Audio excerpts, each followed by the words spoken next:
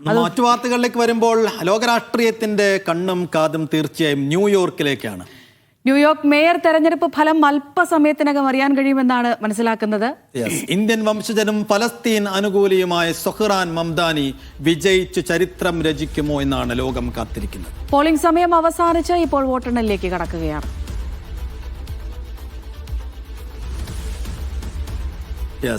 B K Suhail അതിന്റെ വിശദാംശങ്ങൾ നൽകാൻ നമ്മോടൊപ്പം ചേരുന്നു. സുഹൈൽ, നമ്മൾ ഇൻട്രോയിൽ സൂചിപ്പിച്ചതുപോലെ തന്നെ വലിയ കൗതുകത്തോടെ അല്ലെങ്കിൽ വലിയ ആകാംക്ഷയോടു കൂടിയാണ് ലോകരാഷ്ട്രീയം ന്യൂയോർക്കിലേക്ക് കണ്ണും പാർത്തിരിക്കുന്നത്. പ്രത്യേകിച്ച് ആ കാര്യം സൊഹ്റാൻ മംദാനിക്ക് അവിടെ എത്ര കണ്ട് വിജയ സാധ്യതയുണ്ട് എന്നതാണ് ഏറ്റവും പ്രധാനപ്പെട്ട ചോദ്യം. അദ്ദേഹത്തിൻ്റെ ഫലസ്തീൻ അനുകൂല പ്രചാരണം, അദ്ദേഹത്തിൻ്റെ നിലപാടുകൾ, അതെല്ലാം പലതരത്തിൽ ലോകം ചർച്ച ചെയ്തതാണ്. അപ്പോൾ ഇപ്പോഴത്തെ കണ്ടീഷനിൽ അദ്ദേഹത്തിന് അനുകൂലമായി എത്ര പേർ ന്യൂയോർക്കിൽ വോട്ട് ചെയ്യും എന്നതാണ് ഏറ്റവും പ്രധാനപ്പെട്ട കാര്യം. അപ്പോൾ വോട്ടെണ്ണൽ എത്ര സമയം കൊണ്ട് ആരംഭിക്കും? എപ്പോഴത്തേക്ക് നമുക്ക് ആദ്യ ഫലം അറിയാം?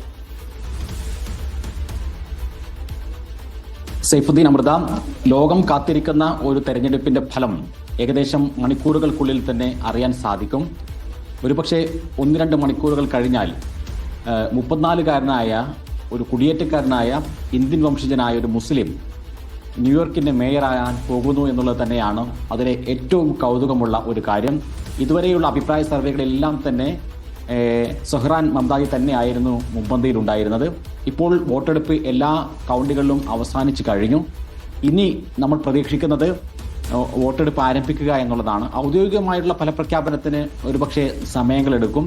അത് ആഴ്ചകളും അതേപോലെ തന്നെ മാസങ്ങളും എടുക്കുന്ന പ്രക്രിയകളും അമേരിക്കൻ രാഷ്ട്രീയത്തിൽ ഉണ്ടായിട്ടുണ്ട്. പക്ഷേ ആദ്യമായി ഉണ്ടാവുക മാധ്യമങ്ങളുടെ പ്രൊജക്ഷനാണ്. വിവിധ മാധ്യമങ്ങളും അതേപോലെ തന്നെ വാർത്താ ഏജൻസികളും അവരുടെ പ്രൊജക്ഷൻ മുന്നോട്ട് വയ്ക്കും. ആ പ്രൊജക്ഷൻ സാധാരണ രീതിയിൽ തെറ്റാറില്ല. ഓരോ വോട്ടെടുപ്പ് കേന്ദ്രങ്ങളിൽ നിന്നുമുള്ള ഔദ്യോഗികമായിട്ടുള്ള വോട്ടെണ്ണലുകൾ ശേഖരിച്ചുകൊണ്ടാണ് ഈ ഒരു പ്രൊജക്ഷൻ നടത്തുക. അതോടൊപ്പം തന്നെ മറ്റിടങ്ങളിലുള്ള കാലങ്ങളായി ഓരോ പ്രദേശത്തും ഓരോ ബൂത്തിലും ഉണ്ടാവാറുള്ള വോട്ടുകളുടെ എണ്ണമടക്കം നോക്കിയാണ് ഈ പ്രൊജക്ഷൻ നടത്തുന്നത്. ഏകദേശം 1 മണിക്കൂറിനുള്ളിൽ തന്നെ ഈ ഒരു ഫലം ഈ മാധ്യമങ്ങൾ പ്രഖ്യാപിക്കും എന്നാണ് നമുക്ക് മനസ്സിലാക്കാൻ സാധിക്കുന്നത്. ഇപ്പോൾ പലയിടങ്ങളിലും വോട്ടെടുപ്പ് ആരംഭിച്ചു കഴിഞ്ഞു.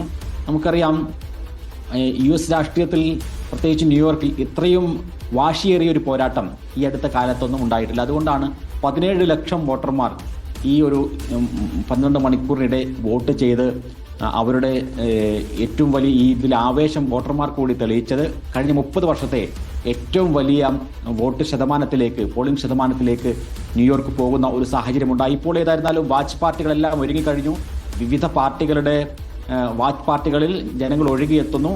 അവിടെ ഔദ്യോഗികമായി തന്നെ മംദാനി അടക്കമുള്ള ആളുകൾ ഈ ഒരു വിവിധ ഇടങ്ങളിലുള്ള വോട്ടെണ്ണൽ കേന്ദ്രങ്ങളിലുള്ള കൃത്യമായിട്ടുള്ള വിവരങ്ങൾ അറിയുന്നു.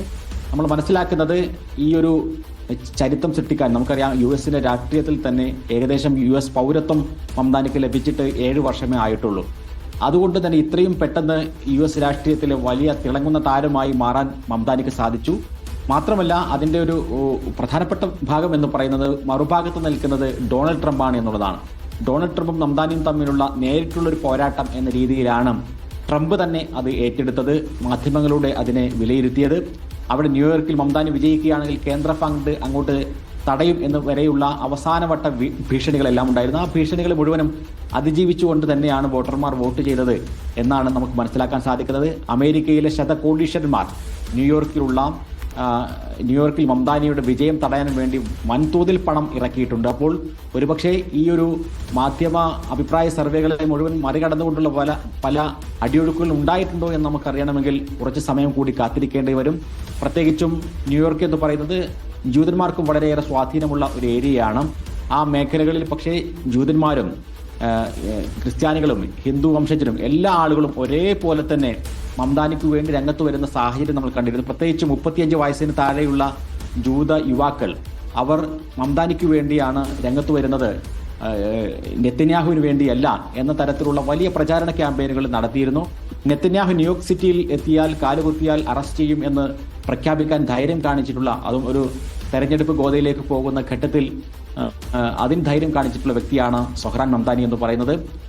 ഇന്ത്യൻ വംശജയായിട്ടുള്ള ഇന്ത്യയിലെ തന്നെ പ്രമുഖ സംവിധായികയായിട്ടുള്ള മീര നായരുടെ മകനാണ് എന്ന പ്രത്യേകതയുണ്ട്. അതേപോലെ തന്നെ പിതാവ് ഉഗാണ്ടൻ വേരുകളുള്ള വ്യക്തിയാണ്.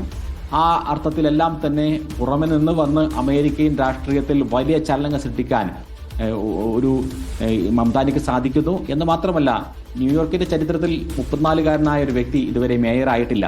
അപ്പോൾ ആ അർത്ഥത്തിലെല്ലാം തന്നെ ന്യൂയോർക്ക് എന്ന് പറയുന്നത് ലോകത്തിലെ ഏറ്റവും പ്രധാനപ്പെട്ട നഗരം. ആളുകളെല്ലാം അമേരിക്കക്കാർ മാത്രമല്ല, ന്യൂയോർക്കുകാർ മാത്രമല്ല, ലോകത്തുള്ള എല്ലാ ആളുകളും ആരാണ് ന്യൂയോർക്ക് സിറ്റിയെ അടുത്തതായി നയിക്കാൻ പോകുന്നത് എന്ന് കാത്തിരിക്കുന്ന ഒരു സമയമാണിത്. ഏതായിരുന്നാലും നമുക്ക് കാത്തിരിക്കാം.